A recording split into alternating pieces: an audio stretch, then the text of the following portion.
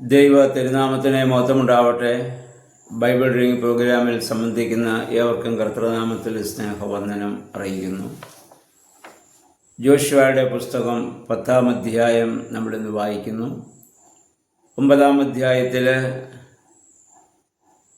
വിജാതീയ രാജാക്കന്മാരെയൊക്കെയും Israel ജനം കീഴ്പ്പെടുത്തുന്നതും എന്നാൽ തന്ത്രപൂർവം ഗിബെയോന്യർ കനാനിൽ വന്ന യോശുവയെ കബളിപ്പിച്ചാണെങ്കിലും അവനുമായി ഒരു ഉടമ്പടി ചെയ്യുന്നതും അവരെ നശിപ്പിക്കുകയില്ല, സംരക്ഷിക്കാമെന്ന് യോശുവ വാഗ്ദത്തം ചെയ്തതുമായ കാര്യമാണ് നമ്മൾ വായിച്ചത്.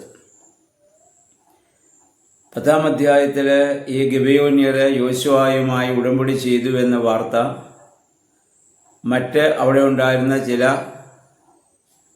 നാട്ടുരാജാക്കന്മാർ അറിഞ്ഞപ്പോൾ അവർക്ക് ഗിബെയോന്യരോട് അസൂയ തോന്നുകയും അവരെ 4-5 രാജാക്കന്മാർ ഒന്നിച്ചു കൂടിയിട്ട് ഗിബെയോന്യരോട് യുദ്ധം ചെയ്യാൻ വേണ്ടി ഒരുങ്ങുകയും ചെയ്തു.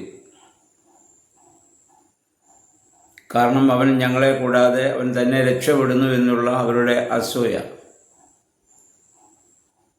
അങ്ങനെ ഒരു സാഹചര്യം വന്നപ്പോൾ ഗിബെയോന്യർക്ക് മറ്റു മാർഗമില്ല. അവർ നേരെ യോശുവയുടെ അടുത്ത് വരുന്നു. നീ ഞങ്ങളെ സഹായിക്കണം, നമ്മൾ നേരത്തെ ഒരു ഉടമ്പടി ചെയ്തിട്ടുണ്ടല്ലോ, ഞങ്ങളെ സംരക്ഷിച്ചു കൊള്ളാമെന്ന് അത് പാലിക്കണമെന്ന് പറഞ്ഞു.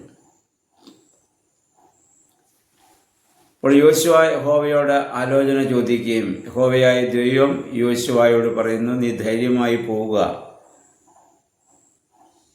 അതിൻ്റെ അവൾ പറയുന്ന ഭയപ്പെടരുത്, ഞാൻ അവരെ നിന്റെ കയ്യിൽ ഏൽപ്പിച്ചിരിക്കുന്നു എന്നാണ്.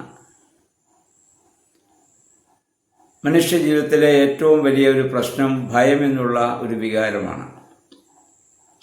നാളെയെക്കുറിച്ച്, ഭാവിയെക്കുറിച്ച്, ശാരീരികമായ അവസ്ഥകളെക്കുറിച്ച്, സാമ്പത്തികമായ ആ നിലകളെക്കുറിച്ച്, മക്കളെക്കുറിച്ച്, ഇങ്ങനെ ഒരുപാട് ആകുല ചിന്തകൾ, ഭാരങ്ങൾ, ഭയം എപ്പോഴും മനുഷ്യനെ ഭരിച്ചുകൊണ്ടിരിക്കും.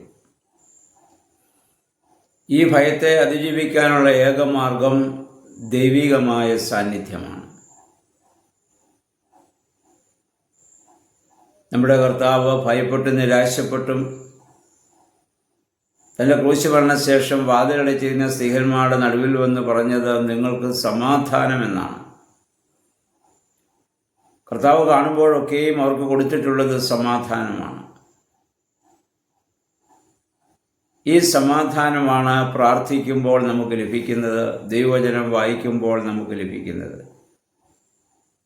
ജീവിതത്തിൻ്റെ ഏതൊരു പ്രതിസന്ധി ഘട്ടങ്ങളെയും തരണം ചെയ്യുവാൻ സാധിക്കുന്നത് ദൈവ സാന്നിധ്യ ബോധ്യമാണ്. അത് പ്രാർത്ഥനയിലൂടെ, ആരാധനയിലൂടെ അല്ലാതെ നമുക്ക് ലഭിക്കുകയില്ല. ഞാനെന്ന ഭാവം നമ്മിൽ നിന്ന് മാറണമെങ്കിലും ദൈവം നമ്മിൽ വസിക്കുന്ന അനുഭവം ഉണ്ടാവണം. ദൈവം എപ്പോഴും ശുശ്രൂഷ മനോഭാവത്തോടു കൂടിയാണ് നമ്മുടെ കർത്താവ് പ്രവർത്തിച്ചതെന്ന് ശിഷ്യന്മാരുടെ പാദം കഴുകി താൻ കാണിച്ചു കൊടുത്തതുമാണ്. ആ താഴ്മയും എളിമയും നമുക്കുണ്ടാകണമെങ്കിൽ ദൈവാത്മാവ് നമ്മിൽ വസിക്കണം. അങ്ങനെയുള്ള ഒരു വ്യക്തിക്ക് ഒന്നിനെയും ഭയപ്പെടേണ്ട യാതൊരു കാര്യവുമില്ല. അപ്പം അങ്ങനെ എന്നിൽ പറയുന്ന യഹോവയായ 8-ാം വാക്യത്തിൽ പറഞ്ഞാൽ നേരത്തെ തന്നെ അവരെ നിന്റെ കയ്യിൽ ഏൽപ്പിച്ചിരിക്കുന്നു എന്നാണ്. അവരോട് യുദ്ധം ചെയ്യാൻ പോകുന്നതേ ഉള്ളൂ. യുദ്ധം ആരംഭിക്കുന്നതിന് മുമ്പ് തന്നെ വിജയം പ്രഖ്യാപിക്കുന്ന ഒരവസ്ഥ. ഇതെന്തോ ഒരു ധൈര്യം, എന്തോ ഒരു പ്രത്യാശ നൽകുന്ന അനുഭവമാണിത്. നമുക്കിന്ന് യുദ്ധം പിശാചിനോടാണെന്ന് നമുക്കറിയാം, പൈശാചിക പ്രലോഭനങ്ങളോടാണ്. ദൈവം നമുക്ക് വാഗ്ദത്തം ചെയ്തിരിക്കുന്നു, അതിനെ ജയിക്കുവാൻ നമുക്ക് സാധിക്കണമെങ്കിൽ നമ്മൾ ദൈവത്തോട് ചേർന്ന് നിൽക്കണം. അപ്പോൾ മാത്രമേ പിശാചിനെ എത്ര വലിയ ശക്തിയായിട്ടുള്ള പൈശാചിക തന്ത്രങ്ങളെയും ഉപായങ്ങളെയും പ്രലോഭനങ്ങളെയും ഒക്കെ നമുക്ക് അതിജീവിക്കുവാൻ സാധിക്കുകയുള്ളൂ. മഹാത്മാഗാന്ധി പറഞ്ഞത് ഓർക്കുക, പ്രാർത്ഥന എന്നത് പ്രഭാതത്തിൻ്റെ താക്കോലും സന്ധ്യയുടെ ഓടാമ്പലുമാണ്. പ്രാർത്ഥനയോടുകൂടി ഒരു ദിവസം ആരംഭിക്കുക, പ്രാർത്ഥനയോടുകൂടി സമാപിക്കുക. അങ്ങനെയുള്ള ഒരു വ്യക്തിക്ക് ഈ ഭൂമിയിൽ ഒന്നിനെയും ആരെയും ഭയപ്പെടേണ്ട യാതൊരു കാര്യവുമില്ല. കാരണം വലിയൊരു പോസിറ്റീവ് എനർജി നമുക്ക് ചുറ്റുമുണ്ടാവും. അഗ്നി തുല്യമായ വലിയ ഒരു സംരക്ഷണമാണ് പ്രാർത്ഥന എന്ന് പറയുന്നത്. അവിടെയാണ് ദൈവത്തിൻ്റെ ആ വലിയ സാമീപ്യം, ഒരു പോസിറ്റീവ് എനർജി നമുക്ക് ഇങ്ങനെ ലഭിച്ചുകൊണ്ടിരിക്കും. ഏതൊരു പ്രതിസന്ധിയും തരണം ചെയ്യാനുള്ള ഒരു മാനസികമായ അവസ്ഥയിലേക്ക് നമുക്ക് ഉയരാൻ സാധിക്കും. അതുകൊണ്ട് കർത്താവ് ശിഷ്യന്മാരോട് പറഞ്ഞു, എന്നെ പിരിഞ്ഞ് നിങ്ങൾക്കൊന്നും ചെയ്യുവാൻ സാധിക്കുകയില്ല. കൊമ്പിനെ മുന്തിരിവള്ളിയിൽ വസിച്ചല്ലാതെ ഫലം നൽകുവാൻ സാധിക്കുകയില്ല. ക്രിസ്തുവാകുന്ന ആ കൊമ്പിൽ വസിക്കുന്ന മുന്തിരിവള്ളിയായി നമുക്ക് ഈ ഭൂമിയിൽ ജീവിക്കുവാൻ സാധിക്കുമ്പോൾ നമുക്ക് നല്ല ഫലം കൊടുക്കുവാനും സാധിക്കും. പക്ഷേ പ്രതിസന്ധികളുണ്ട്. അതുകൊണ്ടാണ് പറഞ്ഞത്, കായ്ക്കുന്ന കൊമ്പുകളെ ഞാൻ ചെത്തി വെടിപ്പാക്കും. കായ്ക്കാത്ത കൊമ്പുകൾ ഉണങ്ങിപ്പോവുകയും അതിനെ എന്നിൽ നിന്ന് ആ തണ്ടിൽ നിന്ന് നീക്കിക്കളയുകയും ചെയ്യും. ഇവിടെ ചെത്തുന്ന അനുഭവം വാസ്തവത്തിൽ വേദന ഉളവാക്കുന്ന അനുഭവം തന്നെയാണ്. ഇതാർക്കാണ് ഉണ്ടാകുന്നത്? ആ കൊമ്പിൽ നിൽക്കുന്ന വള്ളിക്കാണ്.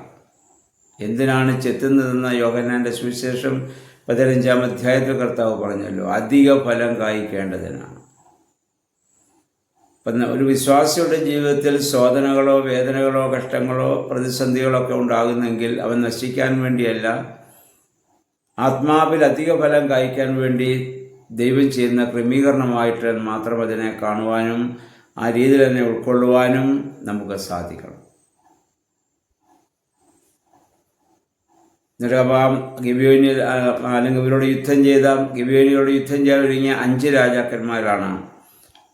അവരെ എല്ലാം യോശുവയുടെ മുമ്പിൽ അവസാനം പിടിച്ചുകൊണ്ട് വരികയും യോശുവ ഇസ്രായേലിലെ പുരുഷന്മാരോട് പറയുന്നു, നിങ്ങളുടെ കാൽ അവിടെ കഴുത്തിൽ നിങ്ങൾ വിൽക്കുക എന്ന് പറഞ്ഞാൽ അവരെ നിങ്ങളുടെ കാൽ കീഴാക്കിയിരിക്കുന്നുവെന്നാണ് അർത്ഥം. കാൽ കഴുത്തിൽ വയ്ക്കാൻ പറഞ്ഞതിൻ്റെ അർത്ഥം കാൽ കീഴാക്കി. റോമാലേഖനം 16-ാം അധ്യായം 20-ാം വാക്യം പൗലോസ്ലീഹ പറഞ്ഞു, സമാധാനത്തിൻ്റെ ദൈവം ഉടൻ തന്നെ പിശാചിനെ നിങ്ങളുടെ കാൽ കീഴാക്കി തകർത്ത് കളയും. സമാധാനത്തിൻ്റെ ദൈവം ഉടൻ തന്നെ പിശാചിനെ നിങ്ങളുടെ കാൽ കീഴാക്കി തകർത്ത് കളയും. ദൈവം സമാധാനത്തിൻ്റെ ദൈവമാണ്, ഭയം നീക്കുന്ന ദൈവമാണ്. ആ ദൈവത്തോട് ചേർന്ന് നിൽക്കുമ്പോൾ പിശാചിനെ നമ്മുടെ കാൽ കീഴാക്കാൻ നമുക്ക് സാധിക്കും. ഇല്ലെങ്കിൽ പിശാച് നമ്മെ അവൻ്റെ കാൽ കീഴാക്കും. അതിനെ ഇടയാവാതെ പിശാചിനെ കാൽ കീഴാക്കുന്ന ജയിക്കുന്ന ഒരു അനുഭവത്തോടെ ജീവിക്കുവാൻ, ദൈവവചനം കൂടുതൽ വായിക്കുവാനും ധ്യാനിക്കുവാനും, വായിക്കുകയും ധ്യാനിക്കുകയും ചെയ്യുന്ന കാര്യങ്ങൾ ജീവിതത്തിൽ പ്രാവർത്തികമാക്കുവാനും ദൈവമേ, പരിശുദ്ധാത്മാവേ, ഞങ്ങളെ ശക്തീകരിക്കണമെന്ന് നമുക്ക് പ്രാർത്ഥിക്കാം. ദൈവം അതിന് നമ്മെ സഹായിക്കുമാറാകട്ടെ.